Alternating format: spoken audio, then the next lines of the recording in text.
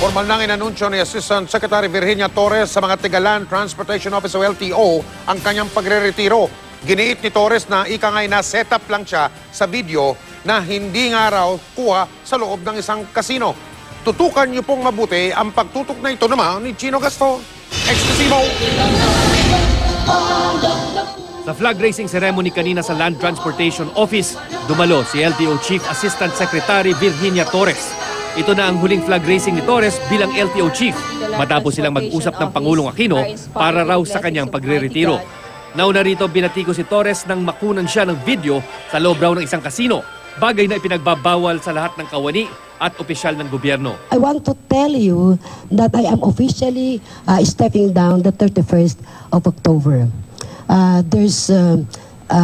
Wala tayong dapat ikalungkot because we have done our part. Sa 3 taon bilang hepe ng LTO si Torres, umani ang ahensya ng mga batikos.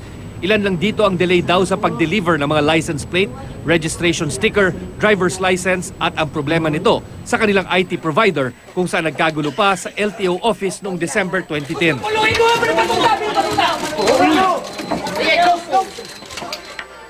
Perong videong ito na kumalat sa social media kung saan nasa loob daw siya ng kasino ang pinakahuling pinukol kay Torres. Pinaimbestigahan sa DOTC si Torres na kilalang malapit sa Pangulong Aquino.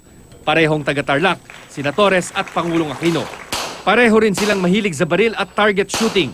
Sabi ni Torres na set up daw siya sa videong ito na sinasabing kuha sa loob ng kasino.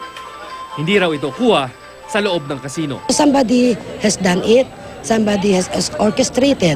At kung sino man yung pwedeng makinabang nito, kung sa pwesto man, o sa political ambitions, I have forgiven them all. Hanggang ngayong buwan na lang si Torres sa LTO. Sabi ni Transportation and Communication Secretary June Abaya, may rekomendasyon na para sa papalit kay Torres. Isa lang yung nirecommend namin dahil ayon ng Presidente yung marami kang nire-recommend para kung hindi ka makadecide. But as to whether he will consider other recommendees, of course, that's within the power of the President. Wala raw balak si Torres na tumanggap ng ibang posisyon sa gobyerno. Sabik daw siyang magpahinga at tumira muli sa Tarlac. Chino Gaston, nakatutok, 24 oras.